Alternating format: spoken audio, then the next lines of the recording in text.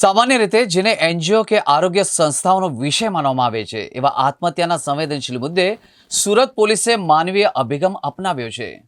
ગુજરાતના ઇતિહાસમાં પહેલીવાર સુરત શહેર પોલીસ દ્વારા બે ડીસીપીના માર્ગદર્શન હેઠળ છેલ્લા 3 વર્ષમાં નોંધાયેલા 1866 આપઘાતના કેસનો અભ્યાસ અને વિશ્લેષણ કર્યું હતું. આ સર્વેમાં સૌથી વધુ આપઘાત ઘરકંકાસના કારણે થયાનું સામે આવ્યું હતું. વધતા આપઘાતના બનાવોને રોકવા માટે પોલીસ દ્વારા 3 હેલ્પલાઇન નંબર શરૂ કર્યા છે, જે આજથી એટલે કે 22 એપ્રિલ 24 કલાકથી કાર્યરત રહેશે. સુરત શહેર પોલીસ દ્વારા છેલ્લા 3 વર્ષમાં જેટલા બી એક્સિડેન્ટલ ડેથ જેના એડીના કેસીસ તરીકે અમે લોકો ઓળખીએ છીએ, આમાં તમામ કેસીસના અભ્યાસ કરવામાં આવેલા હતા, જેમાં લગભગ જો 8,000થી વધુ આ કેસીસ હોય અને આમાં પછી સોસાઇડના કેટલા કેસીસ હતા. આમાં એડીના કેસીસમાં કોઈ બીમારી સબબ કોઈ ડેથ થઈ હોય યા બીજા કોઈ ઘરમાં કોઈ પડી જવાથી ડેથ થઈ, આ પ્રકારના તમામ ચીજોના નિકાલી દેવામાં આવેલા હતા. અને ફક્ત એવા કેસીસના છણાવટ કરીને જો ટીમ જો ડીસીપીસના નેતૃત્વમાં જો એ ટીમ લાગીને જો કે કેટલા સોસાઇટીના કેસીસ બના છે, કઈ કઈ એરિયામાં કેસીસ બનેલા છે અને શું કામ બનેલા છે, જો એના કારણ શું હતા, એના હિસાબથી જો કાર્યવાહી કરવામાં આવેલી હતી. તો એના હિસાબથી અમે જો 3 વર્ષમાં કુલ લગભગ 1866 જેટલા કેસીસ જો સુસાઇડના કેસીસ હતા, જો અલગ અલગ કારણોસર સુસાઇડ કરવામાં આવ્યા હતા, એના કેસીસના અમે લોકો અભ્યાસ કર્યો જોઈએ. અને અભ્યાસના અંતે એવું આપણને જાણવા મળ્યા કે ટોટલ જેટલા બી સુસાઇડ થયા, આમાં લગભગ 26% કેસીસ જો ફેમિલી ઇસ્યુઝના લીધે થયા છે, કે પારિવારિક કોઈ ઝઘડા થયા હોય, ઘર કંકાસના લીધે જો લગભગ 490 જેટલા કેસીસ થયા, એટલે 26% કેસીસ જો સોસાયટી ટોટલ ઘર ફેમિલી ઇસ્યુઝના લીધે થયા. પછી જો 24% કેસીસ એવું હતા, લગભગ 452 જેટલા કેસીસ જો બીમારીના સબબ લોકો સુસાઇડ કરેલા છે, જો કોઈ એના એવા બીમારી હતી, બીમારીથી કંટાળીના અને આ પ્રકાર જો સુસાઇડના કેસીસ થયા છે. અને જો ફાઇનાન્શિયલ ઇસ્યુઝ હતા, જો થોડા એના જો દેવું થઈ ગયા હોય, આર્થિક તંગી આવી ગયા હોય, ખોટમાં બિઝનેસ જતા રહ્યા હોય, આ પ્રકારના કેસીસ ટોટલ 19% છે. 19% 355 જેટલા છે, 19% કેસીસ આમાં આવે છે. બાકી લગભગ 104 કેસીસ એટલે 5.6% કેસીસ છે જો લવ અફેર્સના લીધે જો એમાં નાસીપાસ થઈ ગયા હોય અને સુસાઇડ કરેલા હોય, આ પ્રકારના છે જો. અને પછી 12.2% કેસીસ એવું હતો જો ડિપ્રેશનના કેસીસ છે, જેમાં 228 કેસીસ છે, જેમાં ડિપ્રેશનના લીધે જો આ લોકો સુસાઇડ કરી લીધા છે જો. અને જો સાયબર ક્રાઇમ યા બીજા ક્રાઇમ કોઈ બ્લેકમેલ કરતા હોય, કોઈ લવ અફેર કે પછી જો કોઈ બ્લેકમેલિંગ કોઈ વિડીયો બનાવીને કરતા હોય, એવા કોઈ 37 જેટલા કેસીસ હતા, જે 2% કેસીસ થાય છે. અને પછી જો કેરિયર ફેલિયર, કોઈ પઢાઈ અભ્યાસમાં ફેલિયર થઈ ગયા નહીં થયા, આમાં કુલ 200 જેટલા કેસીસ, એટલા લગભગ 11% જેટલા કેસીસ છે, જો કે સ્ટડી અને કેરિયર ફેલિયરના લીધે થયેલા છે જો.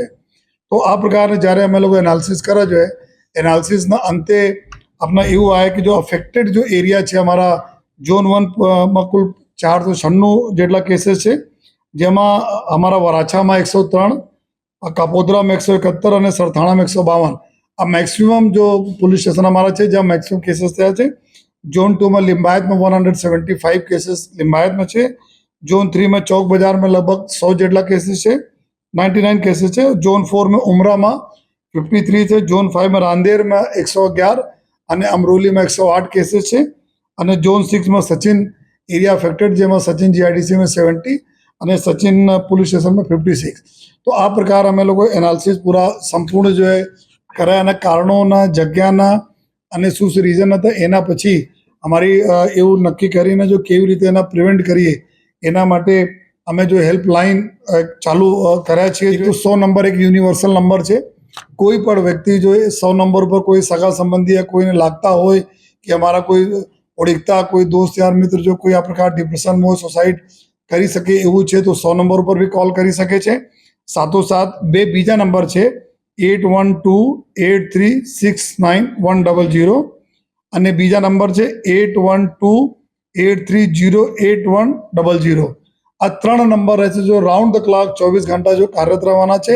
આમાં એક કાઉન્સલર અને 2 અમારા જો પોલીસ, આ 3 લોકોની ટીમ 24 કલાક આપણા પોલીસ કંટ્રોલ રૂમમાં હાજર રહેવાના છે. ત્યાં જો એના જો રાઉન્ડ ધ ક્લોક જો પોલીસ હેલ્પલાઇન જો ચાલુ રહેશે. અને જનરલી જ્યારે પોતે પણ કોઈ વ્યક્તિ, અમે તો બધાને અપીલ કરીએ છીએ કે આપ કોઈ એવા પગલાં ભરો એના પહેલે એક તક જો પોલીસને આપવો જોઈએ. અગર આપ જો પોલીસના એવા કોઈ ફોન કરો છો, તમે 100% જો કોઈને કોઈ પૂરા કોઈ રસ્તા કાઢવાના પ્રયત્નો કરીશ, જોઈએ પૂરી મહેનત કરીશ, લાગતા વળગતા ડિપાર્ટમેન્ટ સાથે સંકલન કરીને કાઉન્સિલર સાથે, યા જો પારિવારિક એવા કોઈ ઝઘડા છે તો આપ પોલીસને એક તક આપવો જોઈએ કોઈ એવા પગલાં લેતા. એ મારી બધાને રિક્વેસ્ટ છે. અને અમારી જો સિસ્ટમ છે કે આ જો અમારા કાઉન્સિલર બી વાત કરી શકે, જ્યારે કોઈ આ પ્રકારના વ્યક્તિ ફીલ કરતા હોય કે એના એકાંતપના લાગે છે અથવા તો ડિપ્રેશનમાં લાગે છે, આ નંબરો પર કોલ કરે તો અમારા કાઉન્સિલર પર વાત કરશે. મીન ટાઈમ બીજી એના મદદ અમે જ્યાર સુધી નહીં પહોંચાડી દઈએ. અને સાથોસાથ જો અત્યારે અમારા જો તમામ PCR ગાડીઓ, તમામ થાણા અમલદારો, તમામ અમારી પોલીસની ગાડીઓ આ ટીમ સાથે સંકળાયેલી રહેશે. જેવા આપને પાસે મેસેજ આવે તાત્કાલિક આ મેસેજ ત્યાં પાસ ઓન થવાના છે.